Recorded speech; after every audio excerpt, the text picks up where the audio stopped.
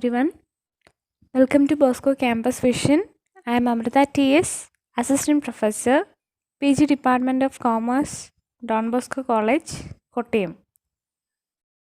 Here we are continuing with the 29th lecture of Company Administration.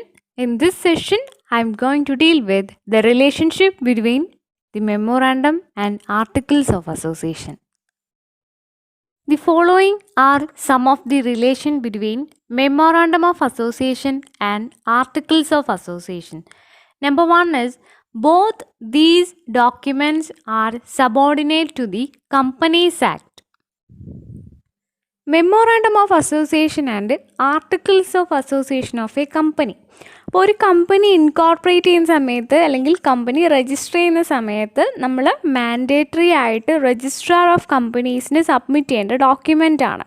അത് എത്രത്തോളം important ആണ്, അതിനകത്തുള്ള കണ്ടൻറ്റ്സ് എന്താണ് എന്നൊക്കെ നമ്മൾ ഇതിന് മുമ്പത്തെ ക്ലാസ്സുകളിൽ ഡിസ്കസ് ചെയ്തതാണ്. അപ്പോൾ ഈ രണ്ട് ഡോക്യുമെൻറ്റ്സ് തമ്മിലുള്ള റിലേഷൻഷിപ്പ് എന്താണ് എന്നാണ് ഈ സെഷനകത്ത് നോക്കുന്നത്. ഒന്നാമത്തേന്ന് പറയുന്നത് both these documents are subordinate to the Companies Act. അതായത് ഏതെങ്കിലും ഒരു കമ്പനീസ് ആക്ട്, ഒന്നെങ്കിൽ കമ്പനീസ് ആക്ട് 2013 അല്ലെങ്കിൽ അതിനു മുമ്പുള്ള ഏതെങ്കിലും പ്രീവിയസ് കമ്പനീസ് ആക്ട് പ്രകാരമായിരിക്കും ഈ രണ്ട് ഡോക്യുമെൻറ്റ്സും പ്രിപ്പയർ ചെയ്തിരിക്കുന്നത്.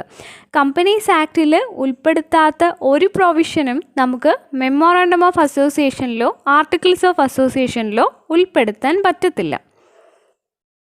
Second one is both these documents are public documents.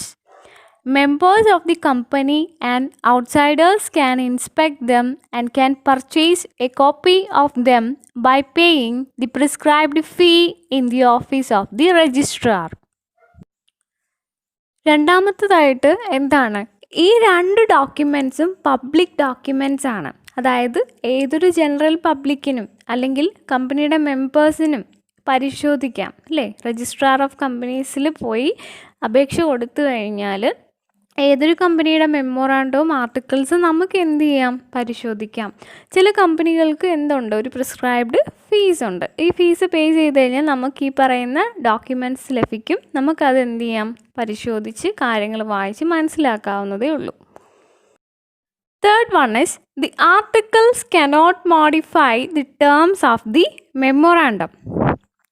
ഇതിന് മുമ്പത്തെ ക്ലാസ്സുകളിൽ സെക്ഷനുകളിൽ നമ്മൾ പറഞ്ഞിട്ടുണ്ട് ആർട്ടിക്കിൾസ് ഓഫ് അസോസിയേഷൻ എന്ന് പറയുന്നത് എന്താണ്, മെമ്മോറാണ്ടം ഓഫ് അസോസിയേഷൻ്റെ ഒരു സബോർഡിനേറ്റ് ഡോക്യുമെൻ്റ് ആണ്. അതുകൊണ്ട് തന്നെ മെമ്മോറാണ്ടം ഓഫ് അസോസിയേഷനകത്ത് ഉൾപ്പെടുത്താത്ത കാര്യങ്ങളൊന്നും തന്നെ നമുക്ക് എന്ത് ചെയ്യാൻ പറ്റത്തില്ല, ആർട്ടിക്കിൾസ് ഓഫ് അസോസിയേഷൻ ഉൾപ്പെടുത്താൻ പറ്റത്തില്ല.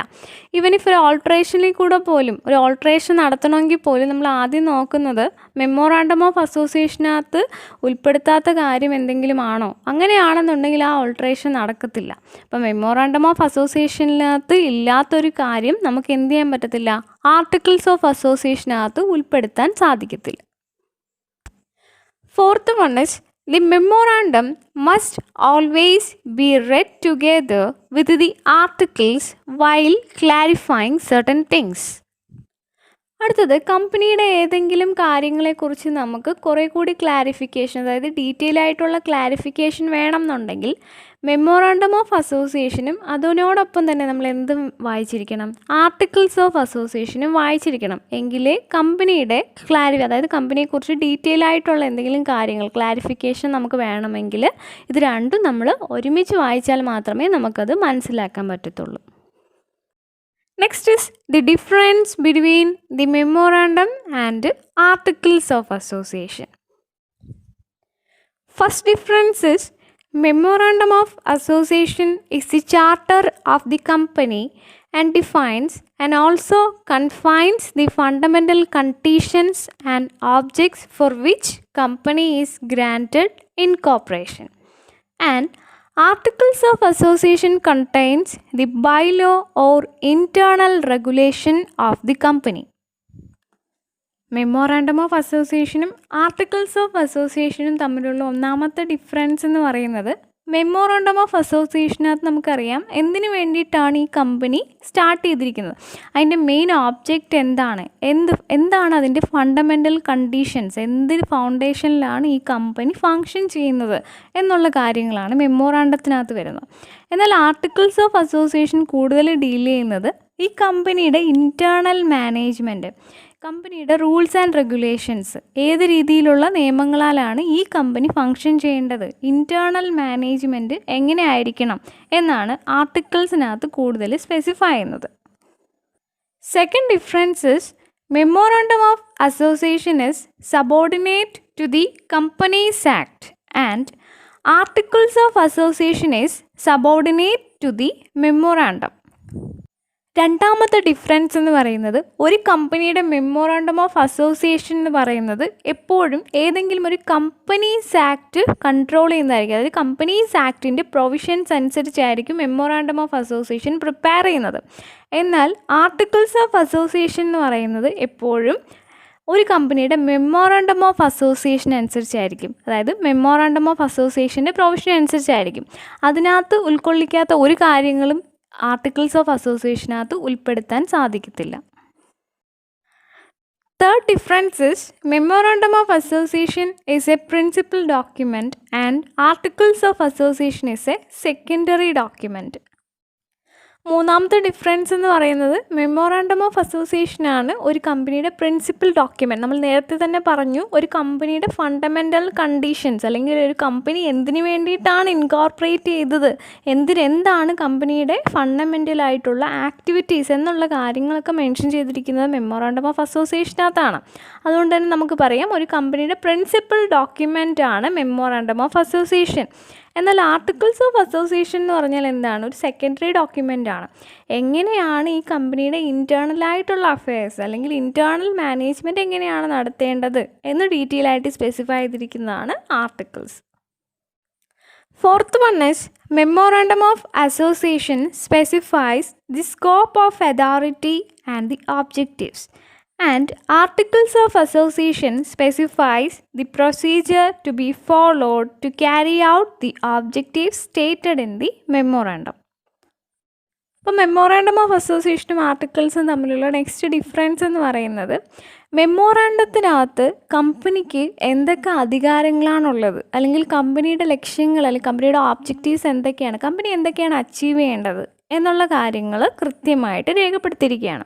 എന്നാൽ ആർട്ടിക്കിൾസ് ഓഫ് അസോസിയേഷനകത്ത് ഈ ഓബ്ജക്റ്റീവ്സ് ഏതൊക്കെ പ്രൊസീജിയേഴ്സ് ഉപയോഗിച്ചുകൊണ്ട് അല്ലെങ്കിൽ ഏതൊക്കെ സ്റ്റെപ്സിലൂടെയാണ് ഈ ഓബ്ജക്റ്റീവ്സ് നമ്മൾ achieve ചെയ്യേണ്ടതെന്നാണ് ആർട്ടിക്കിൾസിനകത്ത് ഉൾക്കൊള്ളിച്ചിരിക്കുന്നത്. Then the fifth one is memorandum of association defines the relationship between company and outsiders, and articles of association defines the relationship between the company and its members and between the members.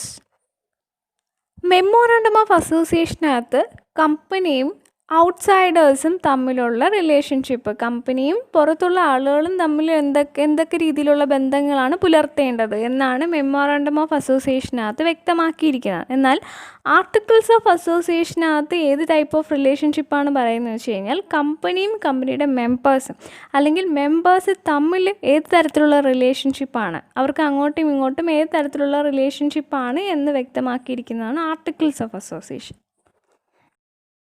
Next is, in the case of memorandum of association, alteration is difficult, and in the case of articles of association, alteration is comparatively easy. ഇപ്പോൾ compare ചെയ്ത് നോക്കുമ്പോൾ articles of അസോസിയേഷനകത്ത് നമുക്ക് എന്തെങ്കിലും changes വരുത്തണം എന്നുണ്ടെങ്കിൽ അത്ര വലിയ പ്രൊസീജിയറൊന്നുമില്ല. എന്നാൽ മെമ്മോറാണ്ടം ഓഫ് അസോസിയേഷനകത്ത് തിരുത്തലുകൾ വരുത്തണം എന്നുണ്ടെങ്കിൽ കുറച്ച് ഫോർമാലിറ്റീസ് നമ്മൾ ഫോളോ ചെയ്യേണ്ടതായിട്ടുണ്ട്. It is little bit difficult.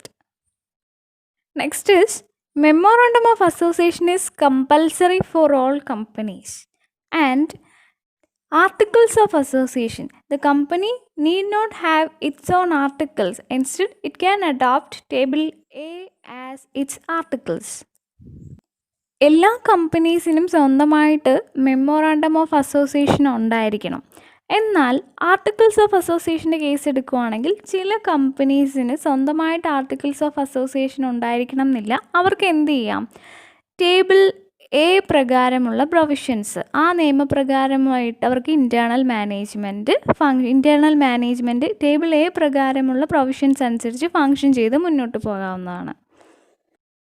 Next is Acts ultra vires to memorandum cannot be ratified and outsiders have no remedy against the company. Then, in the case of articles of association, acts ultra vires to articles can be ratified by suitable legal formalities. Outsiders have a remedy even if the act is ultra vires the articles. നമ്മൾ memorandum of അസോസിയേഷനകത്ത് ഉൾപ്പെടുത്താത്ത എന്തെങ്കിലും ഒരു activity company ചെയ്തു കഴിഞ്ഞാൽ അതിനെ നമ്മൾ ultra wires act two the memorandum of association എന്ന് പറയും. അപ്പോൾ അങ്ങനെ എന്തെങ്കിലും കാര്യങ്ങൾ ചെയ്തു കഴിഞ്ഞാൽ, മെമ്മോറാണ്ടത്തിൽ ഉൾപ്പെടുത്താത്ത ഒരു കാര്യവും കമ്പനിക്ക് ചെയ്യാനുള്ള അധികാരമില്ല. അങ്ങനെ എന്തെങ്കിലും ചെയ്തു കഴിഞ്ഞാൽ അത് പിന്നീട് നമുക്ക് റാറ്റിഫിക്കേഷനിലൂടെ തിരുത്താനോ അല്ലെങ്കിൽ ഷെയർ ഹോൾഡേഴ്സ് വിചാരിച്ചു കഴിഞ്ഞാൽ ആ അൾട്രാ വയേഴ്സ് ആക്ട് തിരുത്തി അതിനകത്ത് ഉൾപ്പെടുത്താനോ ഒന്നും സാധിക്കുകയില്ല. എന്നാൽ ആർട്ടിക്കിൾസ് ഓഫ് അസോസിയേഷൻ, അതായത് അൾട്രാ വയേഴ്സ് ടു ആർട്ടിക്കിൾസ് ആണെങ്കിൽ, അതായത് ആർട്ടിക്കിൾസിനകത്ത് ഉൾപ്പെടുത്താത്ത എന്തെങ്കിലും ഒരു കാര്യം കമ്പനി ചെയ്തിട്ടുണ്ടെങ്കിൽ അത് നമുക്ക് പിന്നീടൊരു റാറ്റിഫിക്കേഷനിലൂടെ അത് തിരുത്താവുന്നതാണ്. അതായത് ഷെയർ ഹോൾഡേഴ്സ് പിന്നീടൊരു സ്പെഷ്യൽ റെസൊല്യൂഷൻ പാസ്സാക്കി അല്ലെങ്കിൽ മെജോറിറ്റി ആയിട്ടുള്ള ആളുകൾക്ക് ഈ പറയുന്ന തീരുമാനത്തോട് സമ്മതമാണെങ്കിൽ ആർട്ടിക്കിൾസിനകത്ത് അത് ഉൾപ്പെടുത്തി കഴിഞ്ഞാൽ ആ അൾട്രാ വയേഴ്സ് ആക്ടിൻ്റെ ഫോർമാലിറ്റീസിൽ നിന്ന് കമ്പനിക്ക് രക്ഷപ്പെടാവുന്നതാണ്. അപ്പോൾ ഒന്നുകൂടെ പറയാം, മെമ്മോറാണ്ടം ഓഫ് അസോസിയേഷൻ എഗെയിൻസ്റ്റ് ആയിട്ട് എന്തെങ്കിലും ചെയ്തു കഴിഞ്ഞാൽ അത് എന്ത് ചെയ്യാൻ പറ്റത്തില്ല, അത് തിരുത്താനോ പിന്നീടത് തിരുത്താനൊന്നും പറ്റത്തില്ല. എന്നാൽ ആർട്ടിക്കിൾസിനെതിരായിട്ട് എന്തെങ്കിലും കമ്പനി ചെയ്തു കഴിഞ്ഞാൽ ഷെയർ ഹോൾഡേഴ്സിന് വേണമെങ്കിൽ എന്ത് ചെയ്യാം, പിന്നീട് അത് ആർട്ടിക്കിൾസിൽ ഉൾപ്പെടുത്താവുന്നതാണ്. Next difference is it is not easy to alter the memorandum. In some cases the alteration requires a special resolution and confirmation by the National Company Law Tribunal. But the articles of association can be altered easily by a special resolution provided the changes are lawful and within the limits of the company. ഇപ്പോൾ memorandum of അസോസിയേഷനകത്ത് നമുക്ക് എന്തെങ്കിലും തിരുത്തലുകൾ വരുത്തണമെന്നുണ്ടെങ്കിൽ, എന്തെങ്കിലും changes വരുത്തണം എന്നുണ്ടെങ്കിൽ നമുക്കറിയാം ഒരു special റെസൊല്യൂഷനിലൂടെ മാത്രമേ നമുക്ക് ആ തിരുത്തലുകൾ അല്ലെങ്കിൽ ആ ചേഞ്ചസ് വരുത്താൻ പറ്റൂ. ചില കേസുകളിൽ എന്തും കൂടി വേണം, സെൻട്രൽ ഗവൺമെൻറ് അല്ലെങ്കിൽ നാഷണൽ കമ്പനി ലോ ട്രിബ്യൂണലിൻ്റെ കൺഫർമേഷൻ കൂടി വേണം ഈ പറയുന്ന ഓൾട്രേഷൻ മെമ്മോറാണ്ടത്തിനകത്ത് വരുത്തണം എന്നുണ്ടെങ്കിൽ. എന്നാൽ ആർട്ടിക്കിൾസ് ഓഫ് അസോസിയേഷനകത്ത് നമുക്ക് എന്തെങ്കിലും തിരുത്തണമെന്നുണ്ടെങ്കിൽ, ഓൾട്രേഷൻ നടത്തണം എന്നുണ്ടെങ്കിൽ, അല്ലെങ്കിൽ ചേഞ്ചസ് വരുത്തണം എന്നുണ്ടെങ്കിൽ ഒരു സ്പെഷ്യൽ റെസൊല്യൂഷൻ പാസ്സാക്കിയാൽ മതിയാകും. ഇപ്പോൾ ഈ പറയുന്ന ചേഞ്ചസ് എന്ന് പറയുന്നത് കമ്പനീസ് ആക്ടിനോ അല്ലെങ്കിൽ മെമ്മോറാണ്ടത്തിനോ അല്ലെങ്കിൽ ഏതെങ്കിലും ഇല്ലീഗൽ ആക്ടിവിറ്റീസോ ഒന്നും അല്ല എന്നുണ്ടെങ്കിൽ ഒരു സ്പെഷ്യൽ റെസൊല്യൂഷൻ പാസ്സാക്കി കഴിഞ്ഞാൽ നമുക്ക് എന്ത് ചെയ്യാം, ആർട്ടിക്കിൾസ് ഓഫ് അസോസിയേഷനകത്ത് ഓൾട്രേഷൻ വരുത്താൻ സാധിക്കും. Okay students, this is all for this session. Thank you for watching. Stay safe at home.